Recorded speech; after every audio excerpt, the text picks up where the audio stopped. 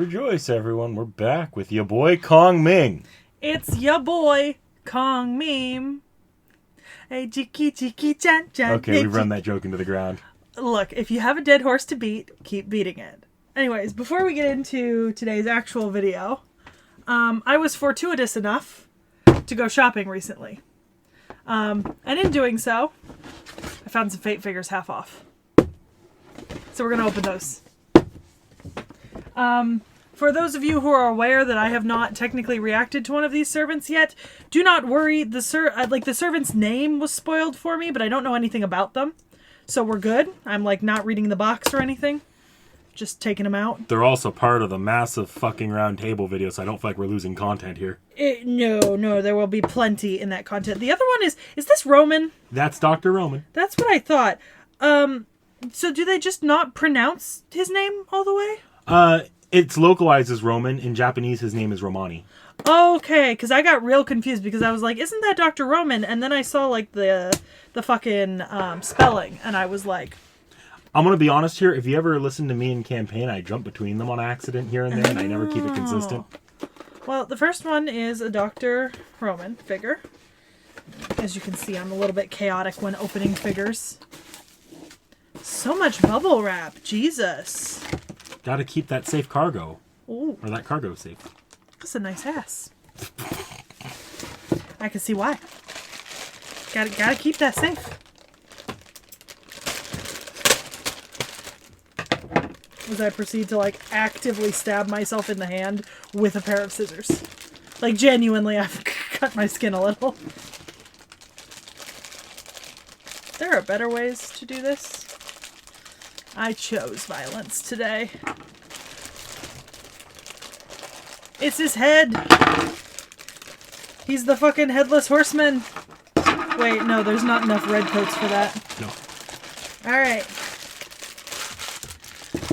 I keep my boxes because I'm a weirdo. Actually, a lot of people keep the boxes, right?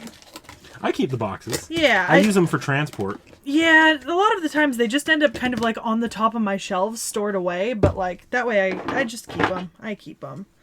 Oh, he's got his little ID badge. Okay, come on. Look.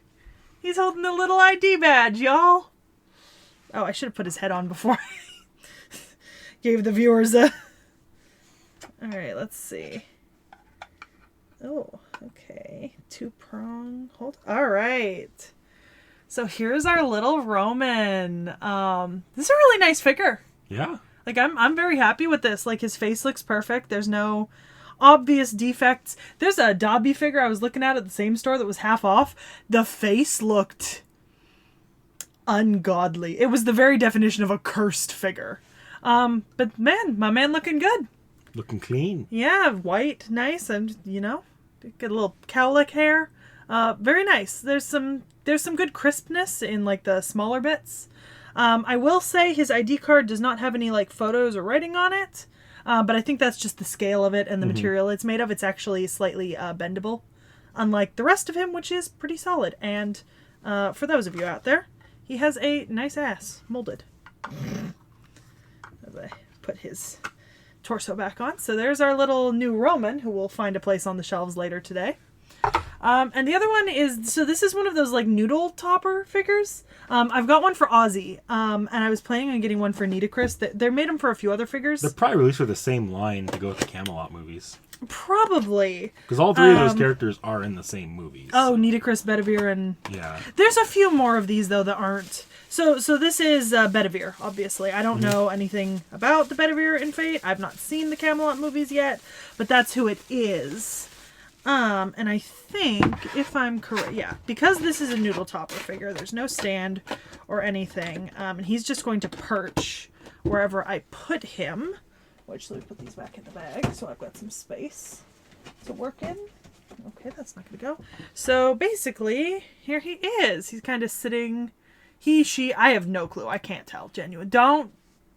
I can't tell, so. But yeah, it looks good. The facial painting looks good to you? Mm-hmm. Yeah, some nice detail to the armor. You can see the articulation on some of the joints of the fingers. Looks good. Let's see. think I've got, you know, if I had a little bit more space, I'd put it right by La Morte d'Arthur, like right here on the shelf, but I've got the train right there right now. So for now, we could put it up by Tolkien, maybe? I don't know. I gotta pull that forward a little. There we go. It just sits right like that. I kind of like the noodle topper figures because they can sit really well on books and bookshelves. They're a little bit, I mean, if your cats get to them, it's a little bit of a problem, but... They also don't have parts that break off easily, typically. No, although I will say the one thing I don't like about Ozzy's figure is that these side pieces come off. And so every single time he falls, his little side bits come off of him. And he's fallen a few times because my cats like to go after him. What can I say? They have good taste. Bubble wrap. That is a precious commodity. Anyways, you also see we have guests today. So based on this and what's on screen and our intro and my shirt and the whole month, if you don't know who we're doing by now, I'm disappointed. They know who we're doing. Anyways, so we're doing Zhuge Liang, Lord el-melloi II. Let's get this out of here. I don't know, man. It's pretty. Yeah, you could... Here, you want me to... Okay. So we're doing Zhuge Liang. And then for those of you who may be used to me having notes on paper, I do not have notes on paper today. I was out of the house last night, and like a terribly bad student, I forgot to bring a set of, like... I forgot to bring, like, notebook and pens with me. I don't know why. I packed a bag, and I completely forgot them. So I've got my notes on phone. Welcome to the 21st century. I don't like reading off my phone. I feel like I just stare at my phone instead of staring at the, like... At least I can get a little closer to, like, looking at the fucking camera when I'm reading off paper. You know what I mean? But, yeah, so... We already touched on Zhuge Liang a little bit in Sima Yi's video, because Sima Yi had the whole interlude with him kind of in his, like, 40s or 50s. I'm not sure. I didn't do the math. I wasn't going to do the math. So this is Zhuge Liang. One of his other names was Zhuge Liang, and he's also known as Kongming in history. Kongming is like his courtesy name was given to him. Sima Yi had one too, and I didn't use it because I used like his title. You know what I mean? And what's really interesting is that I think when you look him up online, the first thing that like comes up in the description sometimes is like former governor of Yi province. And if you remember the Sima Yi video, he got the Yi and one of the other provinces as part of one of his like ducal gifts after like winning a victory. So like, fuck, why didn't you say anything? I completely forgot I had fucking, god damn it. Fuck. So this, once again, we're in the Three Kingdoms period. Pretty much all of our sources are the exact same ones as like the Sima Yi video. I didn't really see any different sources. They're pretty much all the same ones, you know, Record of Three Kingdoms, the el-melloi, you know, stuff like that, the Zhijing Tongding. I think he's mentioned a few times in like literary Chinese works afterwards, like Romance of the Three Kingdoms. And those are not so much historical sources as they're like historical romantic fiction a la La Morte d'Arthur and like a lot of famous King Arthur tellings, which are less history and more embellished romantic tales. Interestingly enough, just so viewers know, obviously, I already know what Zhuge Liang looks like. Gee, I couldn't tell. There was no way I wasn't gonna know at this point. So I'm sure none of you expected this to be like a true reaction to like outfits. So unless he's got like a fancy little outfit or some really good CEs like Estrella, then there's not gonna be much of. I'm not gonna care much for the. I mean, I care for it, but I mean, it's not gonna be new. Anyways, so getting into it. So, Zhuge Liang was born in the year 181, so he's a few years younger than Sima Yi, in Yangdu country. He's from the Zhuge family, and then his father died when he was really young, and he was raised by one of his cousins. When his cousin was driven out of their homelands in 195, he followed him to live with their friend Liu Bao, the governor of Jing province. Yi and Jing, that's it. He defeated Zhuge Liang and Liu Bao and got Yi and Jing provinces as good ducal gifts. That's what Sima Yi got. So obviously you know who won at the end of this story already. He's well known historically for being extremely tall and for being very well versed in kind of folk songs and poetry. He often compared himself to previous leaders and stuff like that. And he had a lot of friends with influential people around who kind of existed during that time, as well as knowing a lot of intellectuals who would become famous in Chinese history. One of these intellectuals, Sekhie, once compared him to a sleeping dragon. And then one of his other friends, who he knew, Huang Chengyan, he once said to him, "I heard that you're seeking a spouse. I have an ugly daughter with yellow hair and a dark complexion, but her talent matches yours." Right? And so they did get married. So that's his wife. And it's interesting because then the insinuation must be that she was a very intelligent woman. Like, ugly, but intelligent, and boy, do I feel that. Nick Nack's face just was like... I'm just not going to comment. That's probably smart. Look, I can be as derogatory about myself as I choose to be. So while they were residing in Jing province under Liu Bao, he basically worked his way through a lot of the kind of Confucian academic work and things like that. Talked to a lot of people about current affairs and kind of governance and stuff like that. So he was learning as he went. At this point, he was given the nickname Crouching Dragon or Young Phoenix, which is really interesting because one of the things that Sima Yi said about him very often was that he was young and kind of impetuous. Like he would jump in without fully considering what was happening or kind of taking stock of everything. But by all accounts, he seems to have been a fairly intelligent strategist as well. And a lot of people seem to insinuate that if someone awoke his anger, or truly like his desire to bring them down, he'd be almost unstoppable, which is pretty interesting. What happens when you indulge her? You have to cultivate this. You don't want to...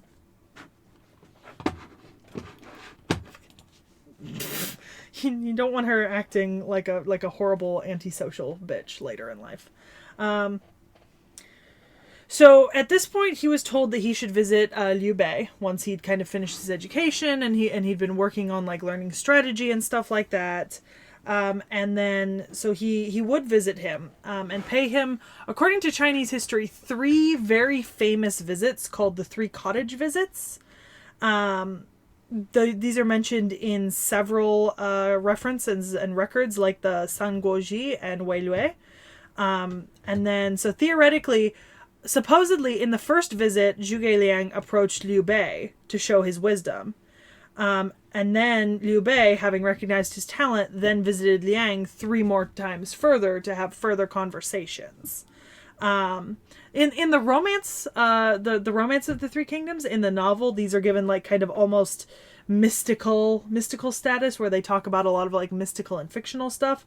That's likely not what happened, but it's pretty interesting. So at this point, he presents Liu Bei what he calls the Longzhong plan. And that's kind of what gets Liu Bei to go, okay, yeah, let's do this. And they became relatively good friends. He also became good friends with a couple other people. Guan Yu was one of them, and we mentioned him in the Sima Yi video. He was one of the other commanders. In 208, Liu Bao died and was succeeded by his son, who surrendered Jing province to Cao Cao, the emperor at the time. This is why I don't take notes on my phone, because she will try to eat it. So at this point, the younger son, Liu Kong, wanted to, what they say, he surrendered the territory to Cao Cao, and then Liu Bei, who wasn't the governor at this time, I meant Liu Bao, their father or something, he died, and then Liu Bei led a bunch of troops out of the province to kind of hopefully fight this, right? He was like, I don't want to surrender, but I'm not the current ruler. Impressive. She's missing the camera entirely.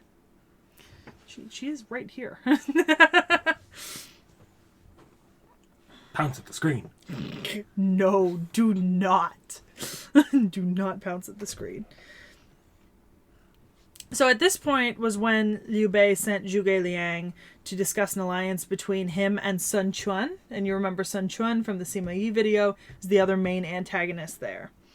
At this point, Zhuge Liang decided to provoke him, Sun Quan, by telling him to just surrender if he wouldn't resist Cao Wei. And said that even though Liu Bei was weaker than Cao Cao, he would fight to the death instead of surrendering. And then said that Cao Cao's army was not as strong as it appeared to be.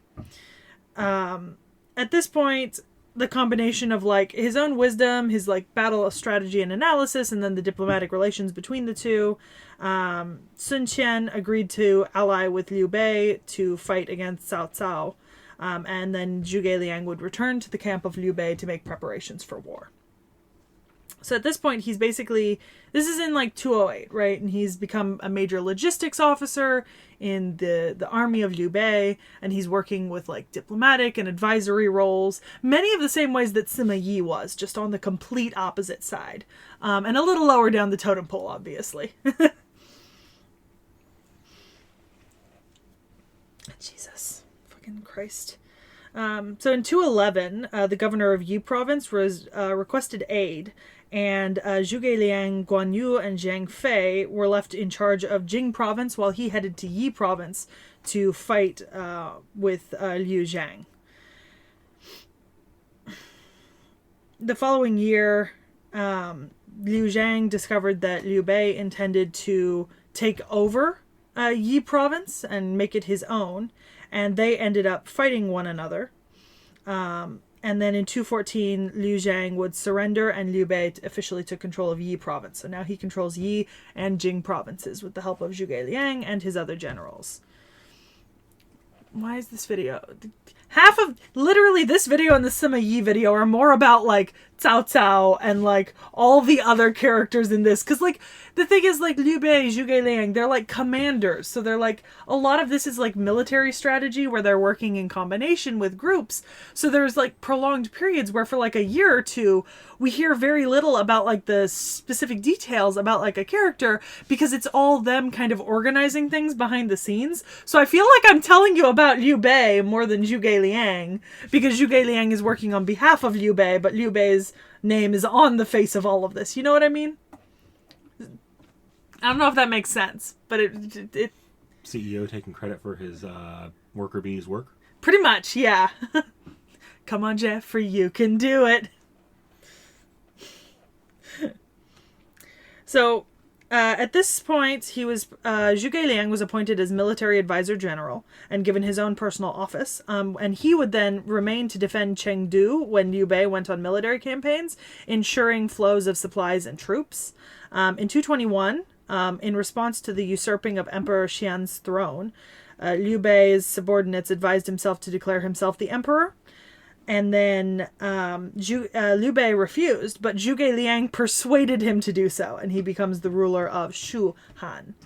Shu would be one of the major antagonists for the rest of this kind of conflict.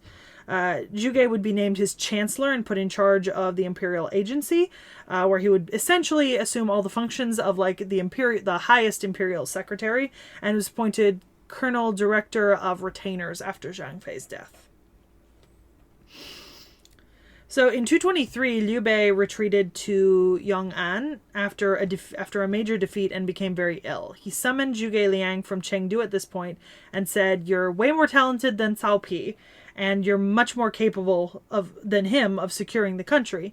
If my son can be helped, help him. If he proves incompetent, take the throne from him and do it yourself." Which, kudos. Sima Yi certainly would never have made that decision because Sima Yi was more Sima Yi was more concerned with keeping the imperial family strong and creating a strong dynasty than he was inserting like his own family line into power. So it's interesting that here on the other side, Liu Bei kind of says, if my son has the ability, help him. If he doesn't, get rid of him and take over. When your own father is plotting your downfall. When you suck so bad, your father prefers his head secretary to take over the company. This is a villain origin story. There's a lot of CEOs that prefer their head secretary. That's true. But this is a villain origin story for his son, if I've ever heard one. Zhuge Liang responded that he would serve with unwavering loyalty to his death. And then Liu Bei's son, Liu Shan, was ordered to administer state affairs together with Zhuge Liang and to regard Zhuge Liang as his father for all intents, right? Advisor, father, that sort of thing. Which is pretty interesting. I mean, because Sima Yi had a similar thing, but it was less codified. It was more, you are regent and advisor, like not my father. You're regent and advisor. Here you've got regard Zhuge Liang as you would me, your own father, and Zhuge Liang, if he fucks up, fix it. Kudos, like that's some sort of like trust and loyalty there. I wish. So at this point, he begins to holds a lot of power as regent, essentially, and is granted a marquisate of Wu district. Not long after, he was appointed governor of Yi province, the region that included most of the territory occupied by this force. Between all of this meant that Zhuge Liang had a hand in basically all the affairs of state, magistrate, and the common people. He was pretty independent of imperial authority. And basically everything important that happened in the Shu Han territory went through Zhuge Liang, and Liu Shan was essentially just a figurehead emperor. It's almost like what happened with the shogun in Japan at this point between Zhuge Liang and Liu Shan. Like one is the head, but the other one's handling basically everything to do with the day-to-day physical runnings. Everything that doesn't involve signing paperwork. Yeah, basically. So there's a few reasons why historians think that Zhuge Liang would have did not give Liu Shan any of this authority to run this country. Some believe that it's because Zhuge Liang supported a model of government similar to the way that the shogunate and emperor worked in Japan, where the chancellor would handle affairs in the name of the king, and the emperor would only directly handle things if the chancellor could not. Some people think that it's because he just thought that he was too young and not experienced enough to handle that sort of power.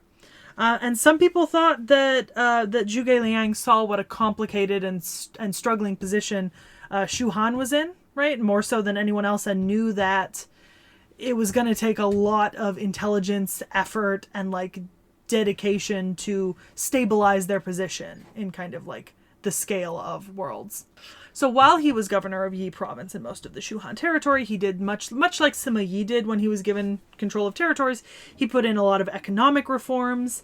He wanted, basically he thought that economy was the way to empower the Shu Han state, right? Make the economy profitable, make the people loyal through profitable economy. Make sure that you have the amount of food you need and you can improve people's lives. Make sure that the wealthy aren't just living off their wealth and letting the poor people starve. Basically all the things that you should do as a good leader. You know what I mean?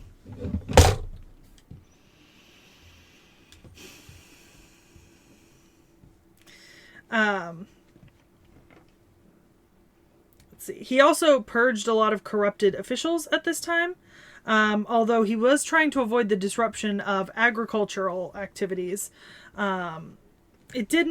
it worked in some ways, right? He rebuilt some dams and stuff, and Shu Han did become relatively profitable during this time, just not in comparison at the time to the Wei, right? The Cao Wei state. That was still more economically viable and profitable. I mean, he also invested a lot in metallurgy and silk production during this time. Both would have been big money makers and just good for the country in general. He also supported some legal and moral reforms, where he there's like a thing that's attributed to him, and it's called nominal rule of the monarch and direct rule of the chancellor, right? And that's attributed to him.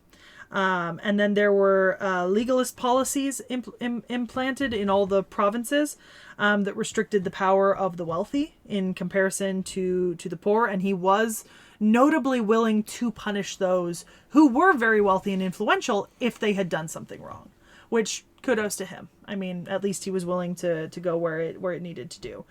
He also promoted moral values. He believed in kind of strict and stoic life. He himself did not own excessive luxuries, and he didn't spend a ton of money. Generally, he tried to be a good example for people, and a lot of his friends and subordinates followed in his wake, like no excessive luxuries, just kind of living as one should live and that sort of thing. This wasn't super popular, by the way, with the wealthy. They didn't super like having like moral and legal restrictions imposed upon them. He also, as someone who was incredibly talented and intelligent growing up, he promoted a lot of talent and intelligence programs where you recruit people young who showed a significant amount of intelligence and talent, make sure that they got a good education and that they were loyal to the state so that they could be employed later. Honestly, a pretty good policy all around. Early meritocracy, which is pretty great. I mean, eventually China would have a meritocracy-based government in a later dynasty, and this is kind of the precursor to that, which is pretty important. He also established something called the Discussion Bureau. I don't know if you've heard of this. No. So, but the Discussion Bureau was essentially a way for magistrates and subordinates to all come together in a format where they could not be punished for their opinions and share their thoughts and debate and discuss issues of the day, right? Which is pretty important in government, like for people to have the ability to kind of speak about what's actually working and what isn't. Basically, he made an anonymous, with the equivalent of the modern day company's anonymous survey. Yeah, but this was in person. Oh, well. Like this was an actual like thing that happened, So it works as well as the ruler is benevolent. Pretty much, yeah. He did a lot of diplomatic stuff around this time. He engaged in the Southern Campaign, which was against the state of T.H.E. So in 225, he led an expedition force to the south, attempting to win over that section of the formerly Han territory. He defeated the rebel leader Meng Huo on 7 occasions, and then achieved his surrender. And Meng Huo would pledge allegiance to the Shu and be appointed the governor. And this would protect their southern borders so that their northern expedition would be able to proceed a little bit later without any issues. So the northern expedition is what we're calling this side of the story we've already told with Sima Yi. Because the northern expedition is the final military campaign that Zhuge Liang would take on in his life. So in 227, he wrote a memorial to Liu Shan, giving all of his reasons for the campaign. And by 228, he launched the first of a total of 5 northern expeditions against the Cao state. The first 4, all but one would fail, in essence, like in terms of like the outcome of them. During the first northern expedition, he did manage to persuade a young Wei officer to surrender and defect. And that officer would become a really, really strong Shu general later. And this first expedition is the one that took Cao by surprise and went pretty well until they got to a counterattack in 230, at which point Cao also failed. The second and third kind of, once again, foraging into Wei, but no real successes through the campaigns. The fourth expedition in 231 was the first time that Zhuge Liang met Sima Yi on the battlefield. He sent the bulk of his army to Mount Qi and then led another to Shangui for grain harvest. This is the grain harvest that we talked about in the Sima Yi video. essentially the point, like he thought that he'd be able to secure food supply for his troops that he'd sent up the mountain by securing this Shangui grain area. And Sima Yi met him there and prevented him from securing it, essentially. At this point, it was also the first time that he'd used wooden ox carts in battle and like was using them to like fuel the supply lines. After 2 years later, after 2 years of preparation, so remember we talked about Sima Yi predicting that Zhuge Liang would not attack again until he had at least 3 harvests worth of supplies, right, to back up his forces. Because the last time that he attacked during the 4th expedition, part of his strategy was to secure grains, and he did not succeed in that, therefore depleting his own grain stocks. So after 2 years of preparation before this 5th expedition, in 234, he would launch the 5th expedition. This is the one where they would invade the Wujiang plain, right, and implement a plantation for long-term food supply meant to supply the rest of the campaign. Sima Yi persisted against him, and while Zhuge Liang attempted to provoke him, both kind of in terms of insulting him and then also little skirmishes, he failed repeatedly. And remember we made the comment about Sima Yi criticizing his sleep schedule? Yeah. So this is the point where, so one of the diplomats, right, sent to provoke Sima Yi, right? Sima Yi asked him, how does he eat and sleep? And the diplomat replied, he eats very little and sleeps even less. And Sima Yi was like, how can a man who can't even take care of himself succeed in an army? Well, at this point, Zhuge Liang fell ill in camp, likely from the stress and the lack of eating and sleeping and taking care of too many things, and would die shortly at the age of 53. This has the same energy as like the build up, the same build up to an epic like battle that that Uesugi Kenshin and Nobunaga had before Uesugi Kenshin proceeded to die on the toilet. Die shitting himself. So like this has that same energy, except maybe a little bit more self brought on. Yeah, no, man was like too much of a fucking workaholic, basically. So Sima Yi heard of this, and while the Shu army attempted to withdraw after the death of Zhuge Liang, he would pursue the army. This actually led to a saying. I didn't give the saying last video on Sima Yi because it wasn't as relevant there. But so there was a popular like Chinese saying that said, "A dead Zhuge scared away a living Zhongda," and it was in reference to like the fact that some people claim to have seen like the ghost of Zhuge Liang or something haunting the battlefield. I don't know. And then when Sima Yi was told of that saying, he said, "I can predict the thoughts of the living, but I can't predict those of the dead." Which is pretty fucking hilarious. Like, my man. So he was buried on Mount Dingjun with a modest funeral and tomb, using no extra luxury or expensive material. Posthumously granted the title Marquis of Zhongwu, loyal and martial Marquis, by Liu Shan. After Zhuge Liang's death, people had his property checked because he once wrote a note to Liu Shan that said he would have a stoic life with no excessive or luxurious assets as a model for the country. They actually checked his property claims after he died, and it was verified. He did, in fact, not keep any excessive or luxurious things. He lived stoically and modestly.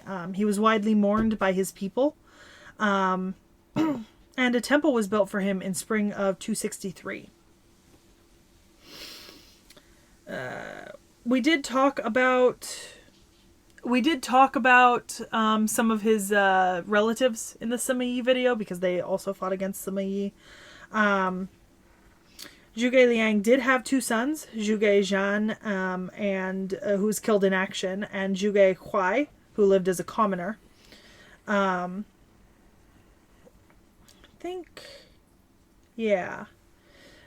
He's got some pretty notable inventions during his life, such as he's been attributed the invention of the repeating crossbow in China. Although, it's pretty much a misconception at this point. He's also credited with the construction of the stone sentinel maze near Baidicheng, and an early version of a hot air balloon used for military signaling, known as the Kongming Lantern, is named after him. It's said to have been invented by him when he was trapped by Sima Yi in the 4th expedition near Pingyang. But yeah. Means he didn't get a lot of use out of it. No. There's an almost excessive amount of praise for him in later Chinese literature.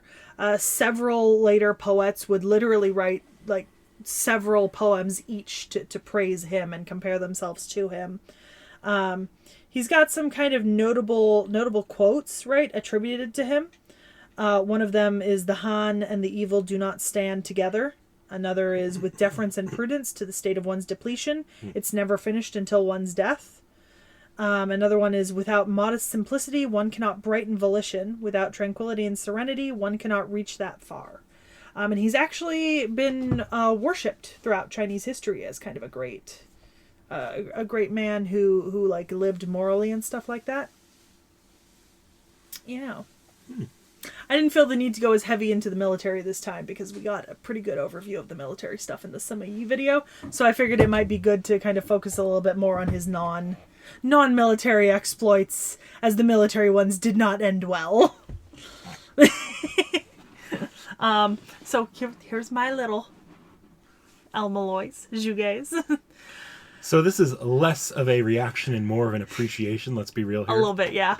So, God, I loved him Zhuge, so much. let's go ahead and pull up the more full verse. You know what? I do wish that like there was a figure like this that had with the red coat and the yellow scarf. That would be really nice, you know? And then on his second form, he just takes the straight up Lord El-melloi look. Yep, with the glasses and the... And oh, yeah. Hilariously, his third and final form, he reverts to It's Kid baby. Waver. It's Baby Waver. Is that Iskandar's cloak?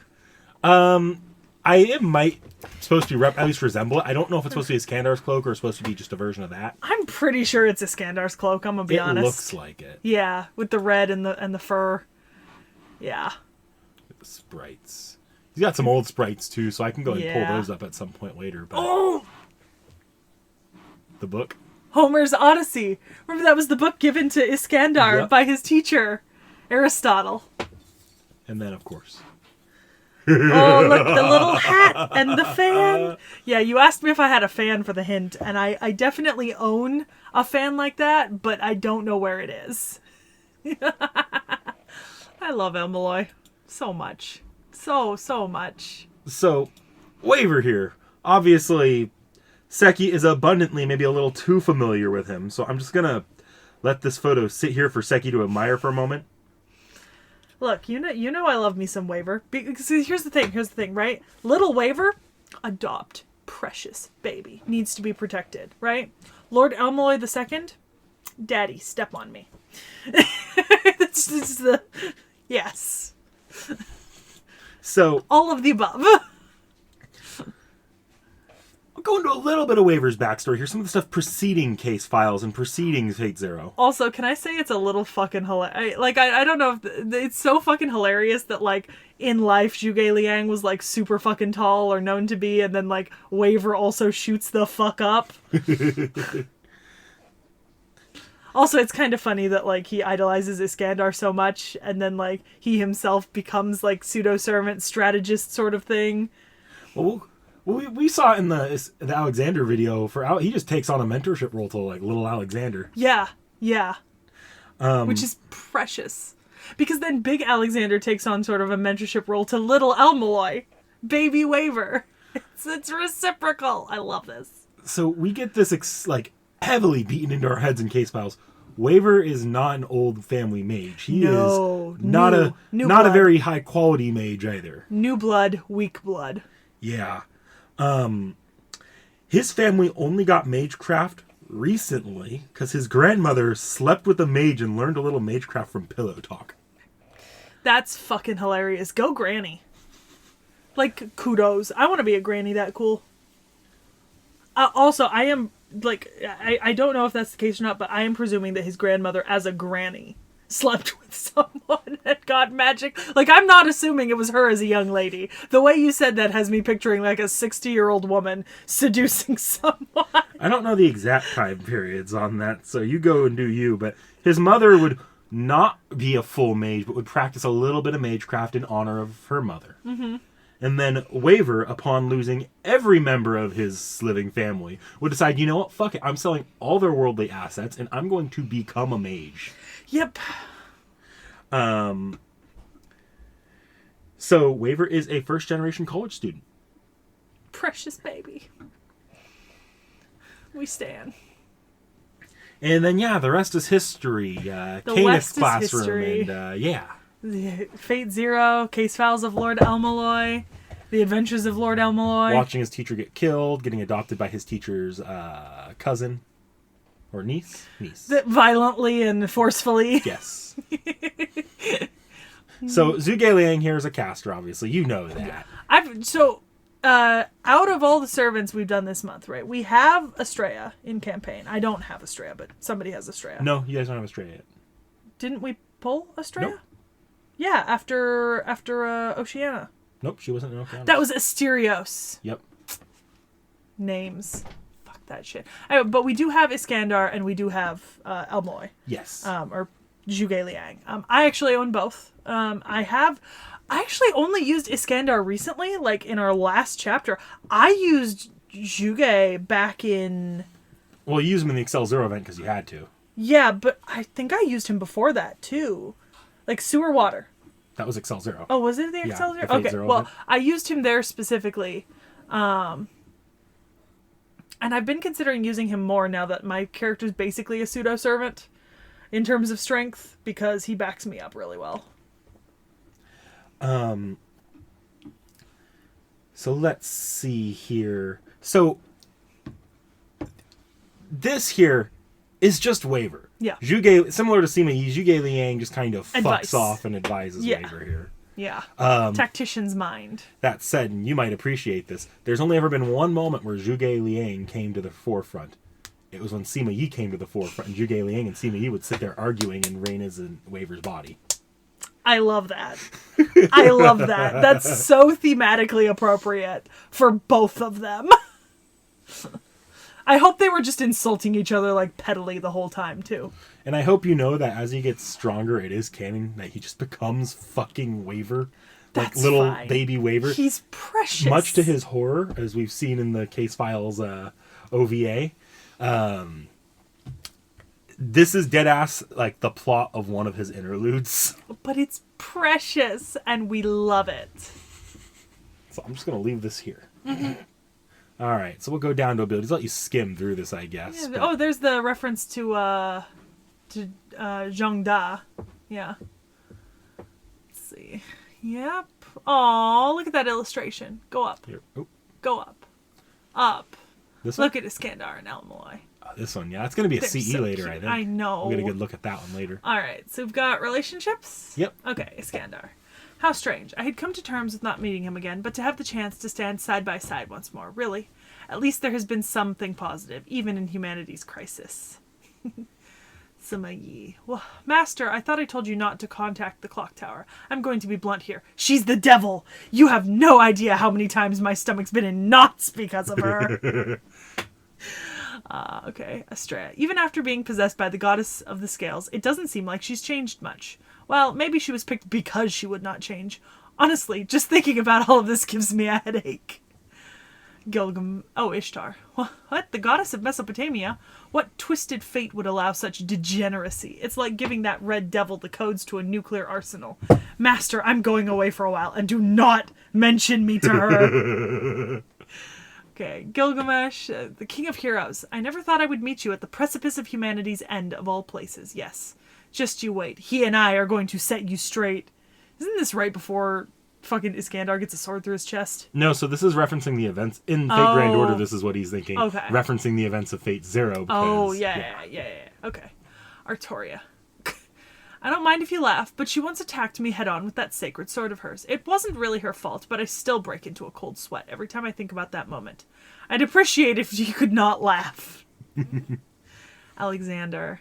I never imagined I would meet a younger him, and he's even younger than I was when I first met him. So that's why he suggested I wish upon the Grail to grow 30 centimeters, because he knows he's going to grow taller. Honestly, that guy's self-serving no matter what age he is. Okay, Gray. I didn't think you would come to Chaldea too. Well, there's nothing much we can do about it now since you're already here. If you consider yourself my apprentice still, would you mind polishing my shoes like you've always done, lady? Okay. And then third his ascension, as 'cause he's a little baby. waver. Okay. Iskandar. I like you. To make a contract with one so reckless as him. Who do I mean? That's obvious. That big, loud rider. Sima Yi. Master, we need to get out of here fast. I feel the presence of my younger sister. She's the absolute worst, entrapping me as a lord. If we hesitate, we'll get kidnapped. Come on, hurry. Mood. Okay, Ishtar and Estrella. So these will be my students when I become lord. It feels a bit odd since I look like this right now, but yeah, I feel somewhat sentimental when I see them. It's like I'm dreaming about something in the future. Okay. Gilgamesh. The king of heroes. I never thought I would meet him here. Just wait. One of these days, he and I are going to do a lot. Artoria. Sorry, master, I need you to cover me. No, it's not what you think. It's not that I'm scared of her. It's just that sacred sword's light still gives me nightmares. That's a mood. I feel that way about Enuma Elish. You feel that way about having to see Excalibur and Rongominiad for the 50th time. Alexander. That's Ryder? That little shrimp who's even shorter than me? Oh, but he has the same color eyes and hair, and he even has that haughty attitude. Then I've got no choice, do I? I'll tag along, conquering the world with him just for a little bit. Can I say that I would really, really enjoy a TV show that was just little Alexander and little el-melloi just, like, absolutely fucking around? Like, wouldn't that be fucking hilarious? Gray. That's right. She's my apprentice. Yet to say she's my apprentice, given the way I look and whose face she has, feels strange. So, yeah. That's just a summary of the event you guys played. I remember the event. I got sewer water out of it. Apparently it has magic powers. I don't know, I failed my constitution check every single time I've drunken it. I did throw it at someone once. Okay, abilities. So it's a pseudo-servant, so strictly speaking, neither one. Let's see. Okay, so Waver uses Western Magecraft, but Zhuge Liang uses Feng Shi. Feng Shi is the same thing Sima Yi uses. That's the Chinese Magecraft. I believe so, yes. Yeah. Okay, so his transformation to his younger self is thanks to Saint Graf Reedvent. His powers as a servant are not dropped. It's the origin of an idea. Okay. Caster's personal skills are Discerning Eye, Advice of the Strategist, and Tactician's Command, all of which make sense. He's got 2 Noble Phantasms, Unreturning Formation, and Chushibao. We'll start with unreturning? Okay. Unreturning Sometimes formation. it's called unrelenting formation. formation. Okay. Fighting is not just physical attacks. This is the ultimate formation of the Great Tactician. Unreturning formation. Break it if you can. A legendary military formation set out by Zhuge Liang at the occasion when he decided to take his army to take flight. Composed by huge rocks, said formation built. Oh, this is that stone mage of Bai Feng Chang? Yep. Or whatever? Yeah. The Stone Sentinel Maze. Yeah. Okay. I'm glad I mentioned that. And over time, they accumulate damage. It's a good at stopping ambushes, apparently. Okay. So we'll go ahead and come back to that in a minute. Biao. So this one is one that... Dispatch troops. Okay, it is a report to... Oh, this is that one. So it's a report to the throne to the young emperor. Oh, because that... Okay. You probably remember using this one. Yeah, as he was... So this is like the proposal that he put forth for the Northern Expedition, basically. That's what this is. Yeah. Essentially. In a time of need, he can use it to sort of call on additional help. Yeah. That's how he gets all of the case file servants involved in FGO. Yeah. Okay. That makes sense. So we're going to go ahead and move over to the NP. We have unreturning or unrelenting formation. I think unrelenting is a better word for it. I think unreturning might just be like a... Yeah. Like a not perfect translation. You know what I mean? Oh, look. Fan. Yeah, but the little, the Taoist magecraft. Mm-hmm. Yeah.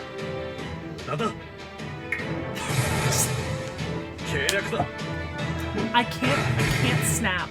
I'm so disappointed. Oh, look at that. You combine the two. It makes it even better. Oh, it is unreturning formation. Oh, interesting.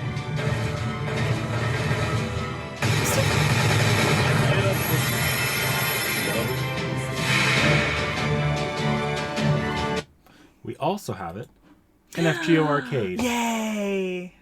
I've been eating so good with arcades recently. Oh, did I pause it again? Yeah, you paused it on accident. You always do that. Just let it go. I do love arcades so much.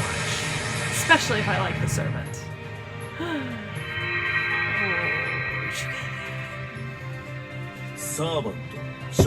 He's so tall. I always forget that. Like, he's so tall. その通り、エルメロイ2世だ。だが力は引き継いでいる。問題じゃない。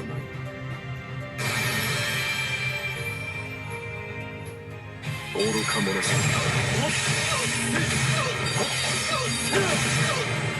これぞ大軍師の究極陣地。 He has big hands. You know what they say about big hands.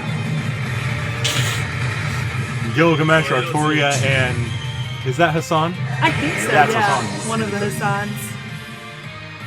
Die, Gilgamesh, die! I actually like Gilgamesh. I just think it's funny. So yeah, that is el-melloi. That said, because probably better to get the bulk of it out of the way here, I'm just going to show off Grey a little. Oh, just because she is summoned by his noble phantasm. Well, then we need the Grey figure. We need the Grey figure. If you need a spot to him, just swap out Big Zhuge for Little or swap out Big Zhuge for Grey and then have Grey next to Little Zhuge. Nah. Dang. No, because it's funny to see them like right next to one another. Because these are from the same figure line, so I think they're like proportional to each other's heights. Yeah. Although it doesn't seem to be. It actually seems too short. Like I feel like it should be like short. that. Yeah. But yeah. Either way, they're from the same figure line. Because I ordered him, and Amazon accidentally sent me Grey. And then I reordered him, and I just kept Grey. So Grey here, and actually I have the wrong page pulled up. That's her case files page. She's summoned as an assassin in FGO. Oh, okay. And we know her story. You know it as well as I do. I'm Yeah. not going to recap that here. Yeah. You don't even need to read this unless you want to. Interesting. A lot of these are in regards to different sabers. Yeah. Zhuge one here. Yeah. I like the Iskandar one. What? Is he? The King of Conquerors is here? Wow, that's amazing. I must tell Sir right away. Or Alexander, why, yes, I am Sir's apprentice. What? You are also the King of Conquerors? I just never would have imagined you would be summoned in that form. Pleased to meet you. Fucking Sima Yi reigns. Interesting. So yeah. We'll go ahead and scroll down here to abilities. Wrong coming head. Okay, so presence concealment, yeah. Independent action, magic. So King's Reflection capacity is the once and future king. Mystic Code Seal release, that's the Rongo Miniad thing. Anti-spirit combat, protection at the ends of the world.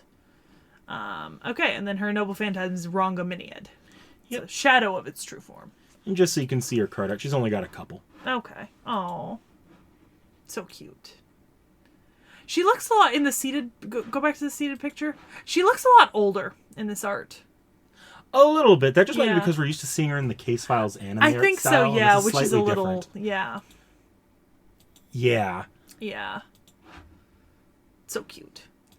So yeah, I'm just going to show her NPs here. Not a lot to go over here. We're familiar with Rongo Miniad. We're familiar with Yeah. Grey. So in regards to the people who asked in the comments, like, do we throw in people like this? Yes, but usually in videos that they're applicable to. Yeah. Like, we're not going to do a separate video on, like, Shiro Emiya, but, like, he'll be thrown into something eventually. I know where I'm putting him. Yeah. Yeah. So, like, that stuff will happen. It's just not going to be separate videos all on its own. Because, like, I can't exactly research Shiro Emiya. Yeah. You know what I mean? There's no part for me in that video. Other than just...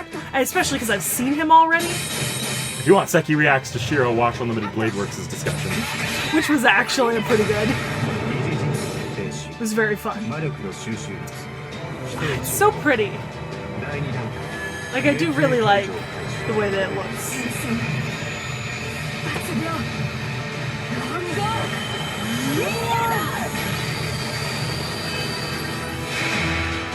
And then, of course, we have Arcade.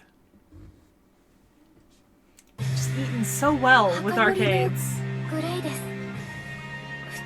Oh, look at the little lad. Little cute. Oh. Oh. So cute.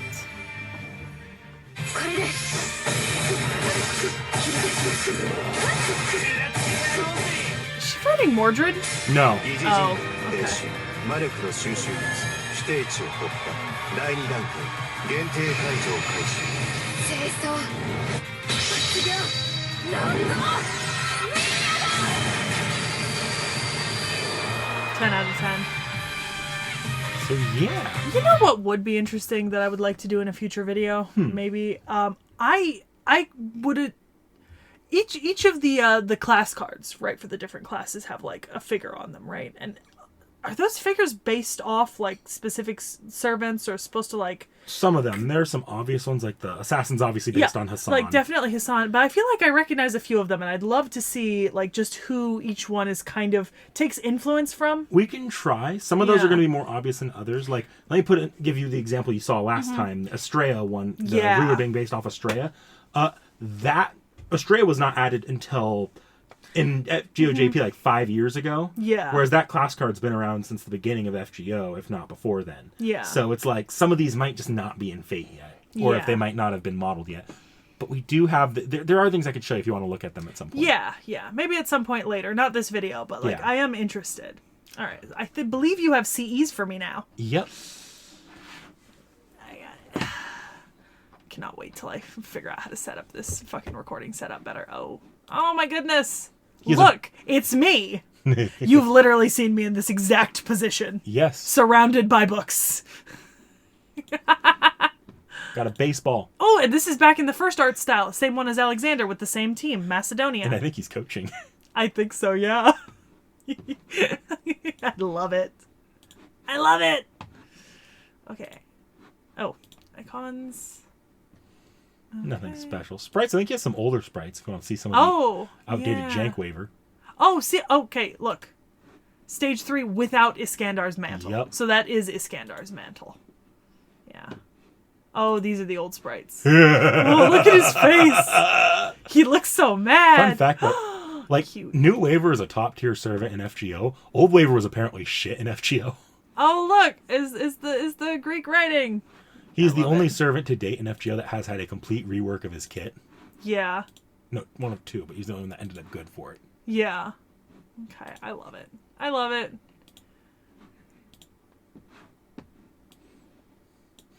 Get a good look at those sprites.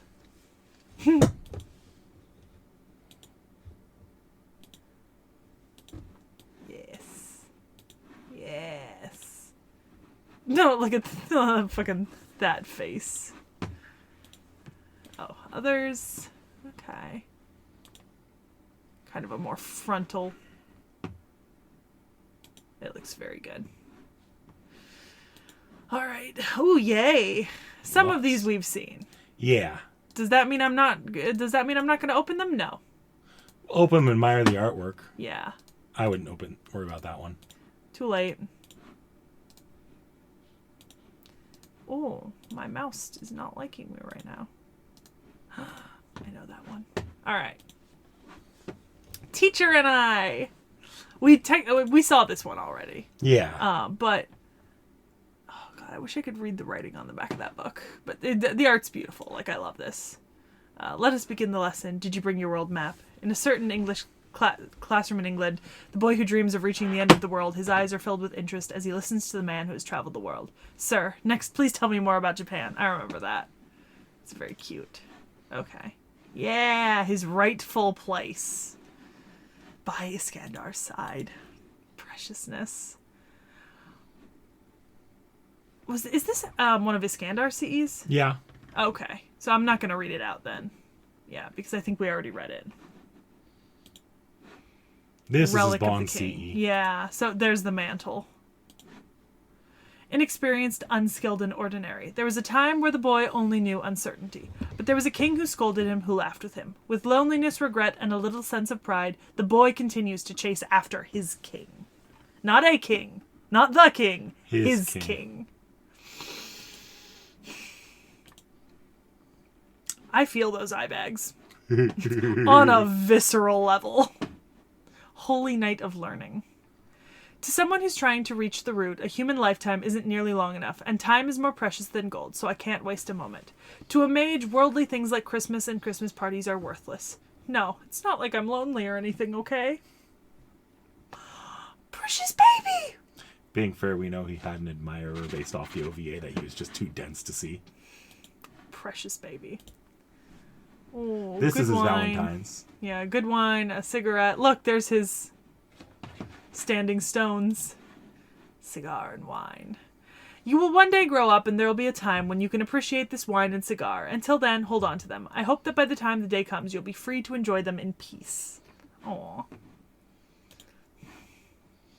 This is just gonna be a... Oh, look, I know who that is. And I know who that is. And I know who... Nope. That's Mecha Eli-chan. Is it? Okay, I wasn't sure. That's Mecha Eli-chan. That's... Not Edison. Yeah, it's Edison. There's Helena up there. There's Tesla. Yep. And Helena. Oh, so I know almost everyone here. Yeah, except for this one. You only don't know the little girl and the big robot they're on. Yeah, although by the name I can guess, so I'm not going to scroll down there. Beyond the Horizon. Look at this. Look at this precious baby.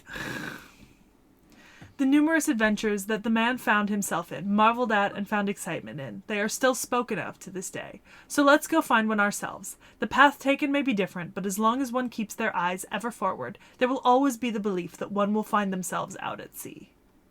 Precious baby. Beyond the Horizon. I love it.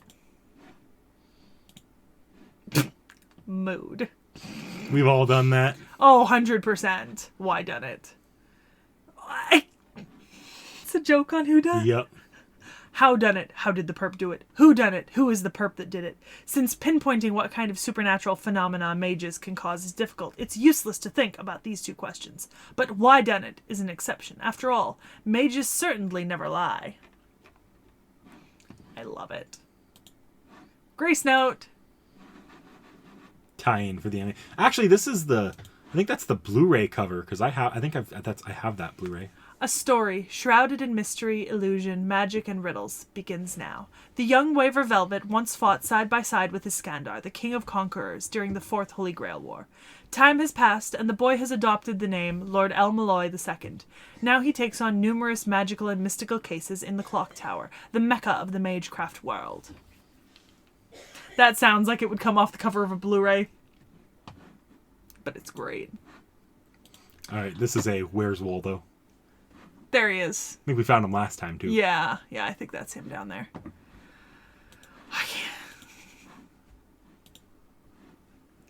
I don't know who the other character is.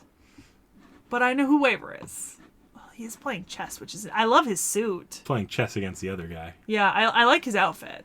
Like, this is very nice to look at. Yeah, I'm good. The days solidified into frost that pierces their skin, yet they are rather advantageous moments to gather wits and cook up schemes, a prudent time to come up with a move to bring out success. Let's restlessly wait for the plum flowers to unfurl and the sprouts to draw their spring breath. This still and silent atmosphere itself might have been a period of happiness to the strategists. I like it. Mm-hmm. It's pretty art. Seen this one. Heard this one. Got voice. Love this one. Like, absolutely love it. Rama, fucking el-melloi, Karna, the Orient Express, basically, but Chaldea Express. It's stunningly beautiful. I'm not going to play it again, because we've already played it, but I love it. Alright. Gray? Yep. Okay. She shouldn't have too many, I don't think. Baseball. Oh. The other illustrator. The other illustrator had a pin like this on the hat of one of the other characters, too. So I'm thinking maybe we are looking at two different teams right now, but done by two different illustrators. Grace playing against Waver. Yes, it appears so.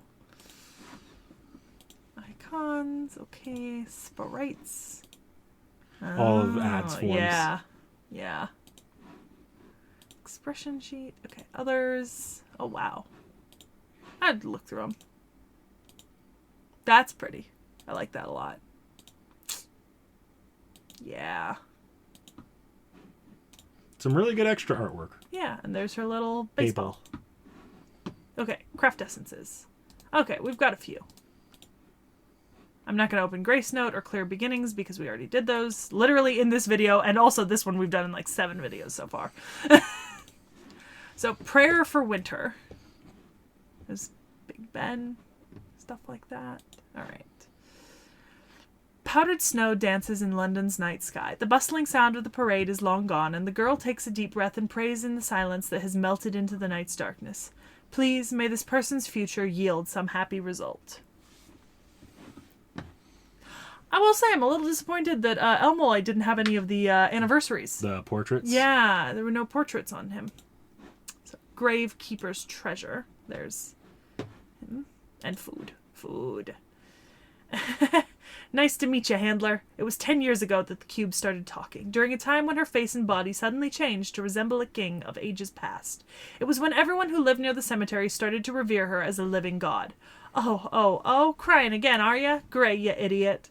The cube was the only one who hurled insults when she was feeling anxious, and while nobody spoke to her, the cube was the only one who did not change at all, but kept to berating her as usual. And that's why she does not consider the cube to be something incredible. She does not see it as a mystic code that has the sacred lance sealed within, nor as an artifact that was made in the distant past. Rather, she considers the cube to be her one and only friend who has been with her for a long, long time. I mean, if something keeps berating you, no matter your mood, it's like a consistent part of your life. I know! But this is precious and sad. I love this. Fudge. Fudge. A gift from Gray. Simple sweets. This traditional English confection is remarkably sweet and probably pairs well with coffee. Grandmothers are known to make it for their grandchildren, and Gray's Welsh mother probably made it for her child in the same loving spirit, likely before her child's face transformed. And since Gordulf and the Archer of Red intervened, the brownies apparently aren't as sweet. Don't know that reference. Archer of Red is Emiya. Gordulf is you saw him in a sea. He doesn't matter to you too much right now. Okay. But yeah, fudge. Very cute. Yeah. That's your waiver video.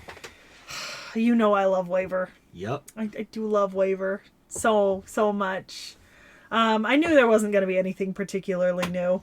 It was just showing off his FGO shit, mostly. Yeah, which I approve of. He's one of the few casters I've ever actually used and enjoyed using, to be honest. So, yeah. So, yeah, I mean, what's next? Oh, Jesus Christ, that's next. Look, your hint for the next video is Gemini. Should be a pretty open and shut hint. We'll see you next time, guys. Like, comment, subscribe.